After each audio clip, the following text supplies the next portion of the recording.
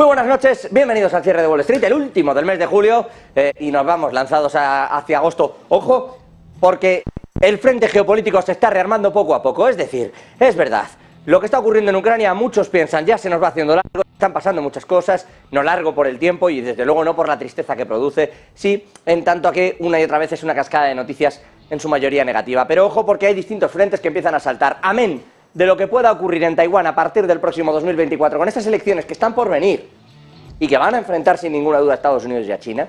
De hecho, hablábamos hoy de que Estados Unidos va a contrarreloj en esa lucha por intentar ganarse a Taiwán. Lo que está ocurriendo es grave, es preocupante y no se está hablando todavía tanto de ello. Hablamos de lo que ha ocurrido en Níger, de ese golpe de Estado contra el que era presidente Bazoum, muy en la línea de los intereses pro-franceses, y que ahora, tras su salida, no se sabe por qué se ha rearmado este golpe, de pronto, cuando la Guardia Personal se da la vuelta y decide dar un golpe de Estado contra Bazoum, pero hoy, quienes ahora ostentan el poder, han prohibido la exportación de uranio y de oro a Francia. Prohibido, fin, a la exportación de uranio y de oro.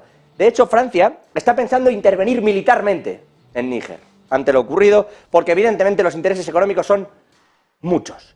Níger es el séptimo productor de uranio del mundo y le acaba de cortar el riego al que era su principal cliente, Francia.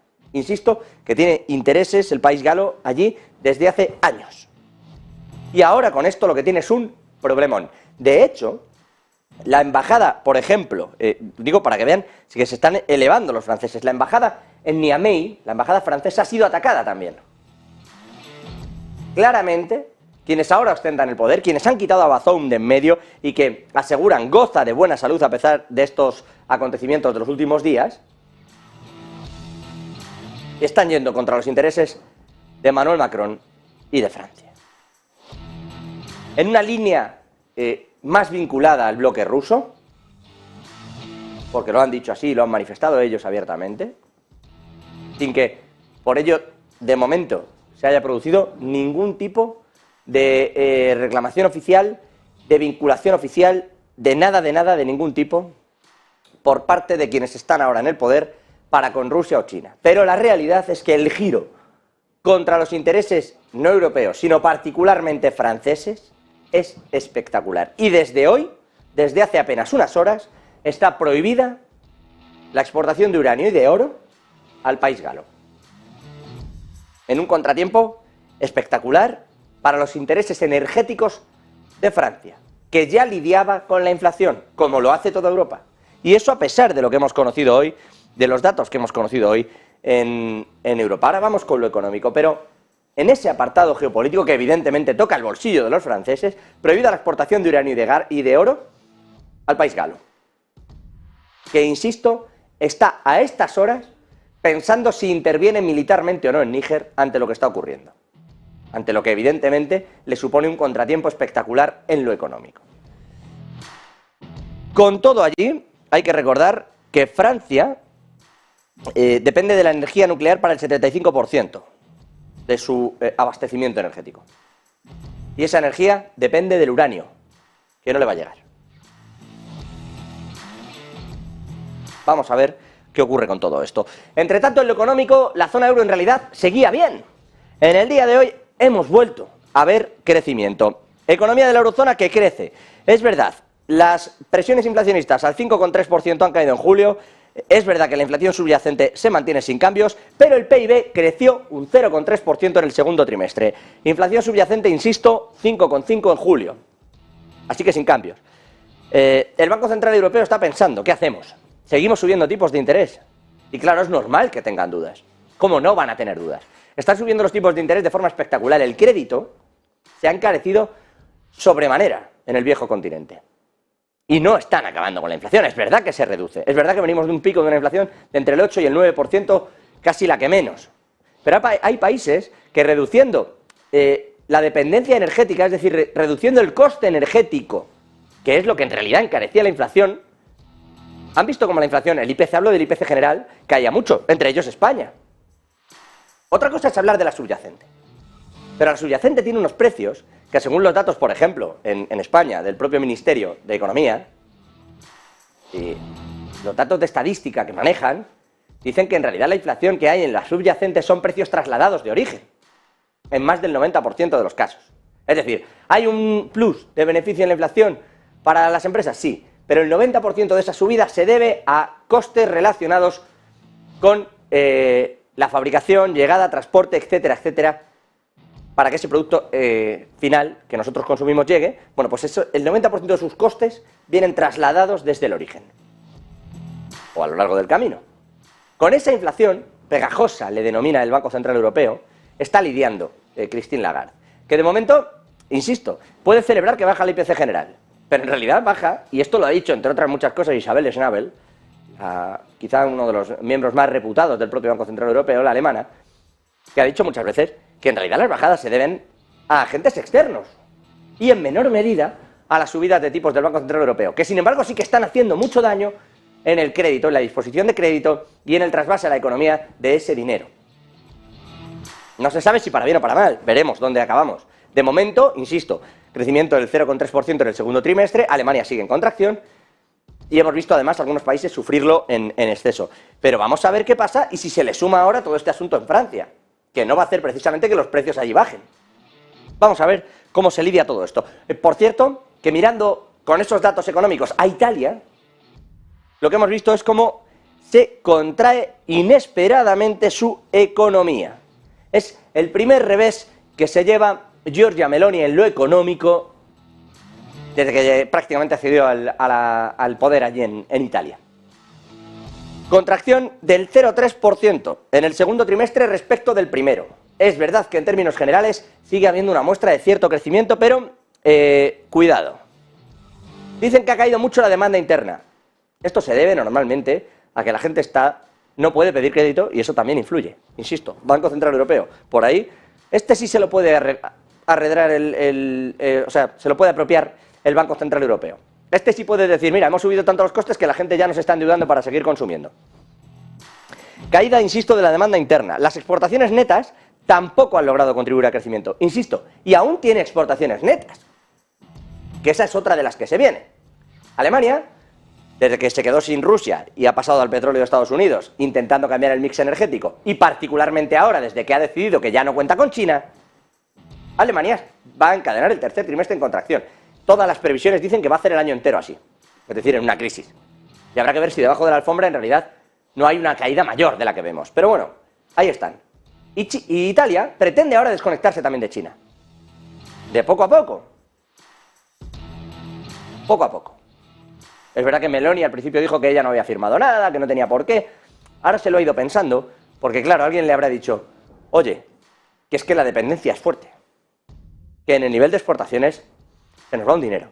De momento, insisto, tiene exportaciones netas, pero vamos a ver qué ocurre después y si no se contrae más todavía, porque la tercera economía más grande de la zona euro está sufriendo ya, como les digo, las tasas de interés y el golpe en la demanda interna y también el hecho de que se están debilitando esas exportaciones.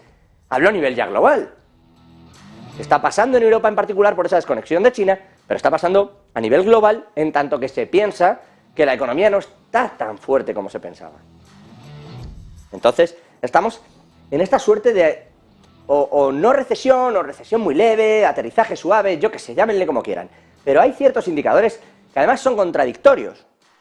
Es decir, vemos crecimiento en un punto, vemos caídas en el IPC general, vemos como la subyacente sin embargo se pega, vemos... Y más que contradicciones, lo que probablemente esté detrás es un escenario bélico, que está dividiendo el mundo en bloques, lo queramos llamar como lo queramos llamar, y esa desunión está provocando que en el ínterin, mientras se readaptan esas economías, pasa esto. Que bueno, pues hay crecimiento, pero no tanto. Y que si te desconectas de unas cosas, o lo arreglas muy rápido, o cae tu economía. Le pasó a Rusia también. Tuvo una contracción y ahora tiene solucionado el problema, por ejemplo, de las sanciones enviando el petróleo a otros sitios. Y les hablo de Rusia como ejemplo del otro lado del bloque. China no está nada contenta con la situación global tampoco. Está capeándolo y está cambiando también su estructura, e incluso prohibiendo ciertas cuestiones y sancionando también. ¿Por qué? Porque es lo que le hacen a sus empresas. Y ante esa división, evidentemente se sufre.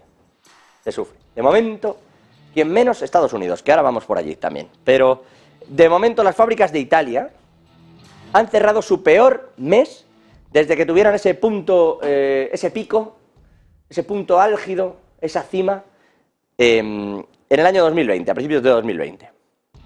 Así que vamos a ver si en las cifras que vamos a ver mañana martes, aún así se da esa caída. Porque, insisto, si siguen cayendo, si las fábricas de Italia siguen dando esas caídas, que veremos mañana y comprobaremos mañana, habrá que empezar a pensar si eso de la desconexión es tan buena idea como se pensaba. Italia está en eso, sorprendente contracción del 0,3 y en esto va jugando. Si me permiten y cambiando el tercio.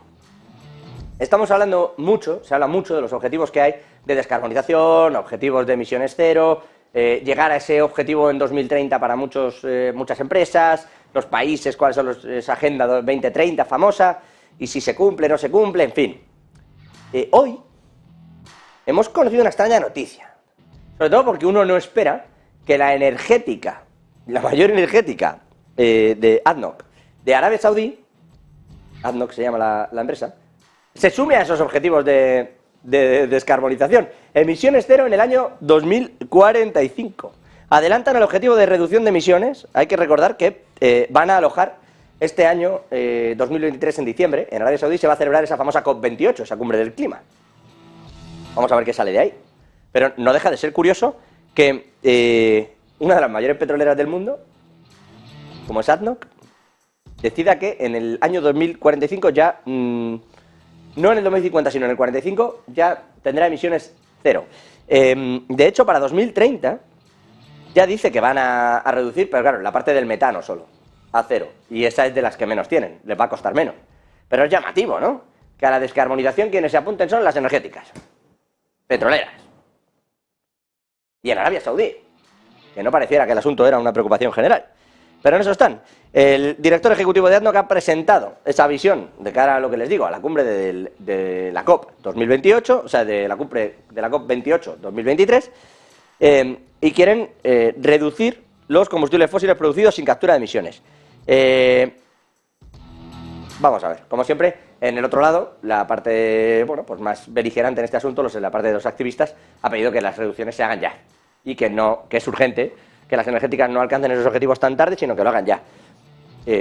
Sorprendería incluso que lo hicieran en 2045, la verdad, pero a ver cuál es el ritmo y si se producen realmente. Y ya que estamos, por cierto, en clave empresarial, me permitan el cambio de tercio.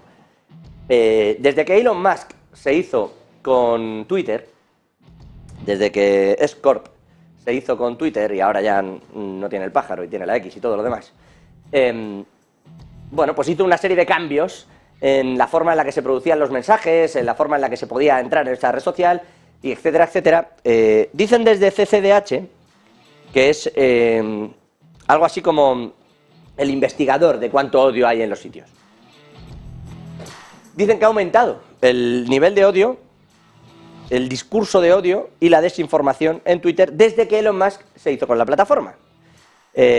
Bueno, pues han contestado desde X-Corp. Dicen que desde CCDH lo que están haciendo son afirmaciones incendiarias, escandalosas y engañosas sobre Twitter y sus operaciones. Le han enviado una carta directamente diciendo que planean demandar incluso a CCDH por hablar de todo esto. Desde ese investigador de odio, desde ese CCDH, lo que dicen es que revelan la verdad sobre la propaganda del odio y la desinformación en Twitter bajo su propiedad, y como eso afecta a los resultados, Elon Musk se ha enfadado. Pero ojo, porque esta es la enésima pelea que le surge a Elon Musk desde que decidiera hacerse con la red social, y vamos a ver si termina ahí o no termina ahí. Y si me permiten, nosotros terminamos esta parte de noticias del día mirando a Estados Unidos. Donald Trump acaba de asegurar en su red social que en cualquier momento espera que le llegue la acusación formal por los hechos ocurridos en su momento en el año 2021, el 6 de enero de 2021, por aquel asalto al Capitolio, en el que se dice, según esa acusación, que el propio Trump estaba detrás, que sabía lo que estaba ocurriendo y, sobre todo, ya no que fuera una organización, sino que alentó el asalto al Capitolio y lo que allí se produjo. Dice Donald Trump que está esperando que le llegue en cualquier momento. El gran jurado lo que está investigando también es la participación en los intentos de anular las elecciones de 2020. Dice que acaba de terminar esa investigación, el gran jurado en Washington. Vamos a ver qué pasa por ahí.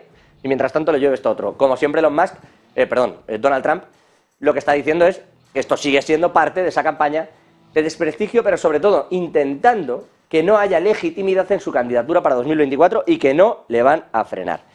Ya dijo el propio Trump, que fue el que anunció antes de que le llegara la carta, que le iba a llegar una carta de que estaba siendo sometido a una investigación. Bueno, pues hoy ha dicho que en cualquier momento espera que directamente le llegue la acusación formal por los hechos ocurridos, insisto, el 6 de enero de 2021 con el tema del asalto al Capitolio. No está claro los cargos, en todo caso, que le van a llegar. No se sabe de qué se le va a acusar exactamente, insisto, porque no pareciera haber organizado el acto, pero si se le acusaba, se le podría acusar de instigarlo, de promoverlo y promocionarlo. Vamos a ver exactamente qué dicen. Se habla mucho de esto, por cierto, y poco de que se está abriendo ya la investigación formal también sobre la familia Biden por esos presuntos, esos 10 millones que presuntamente de dólares pudo haber percibido la familia por tener determinados vínculos en el extranjero. Se ha hablado de China, se ha hablado evidentemente de Burisma, que es esa empresa energética de Ucrania relacionada con Hunter Biden, y tuvo contratado a Hunter Biden y un amigo suyo por $1 millón al año. Pero bueno, harina de otro costal y seguro noticia para otro día. Hasta aquí esta parte de noticias del día. Vamos a ver si podemos ir también con el análisis, mientras buscamos, evidentemente, respuestas a las subidas de tipos de interés, a lo que hay en el mercado y a lo que está por venir. En todo caso, antes de ese análisis, vamos a hacer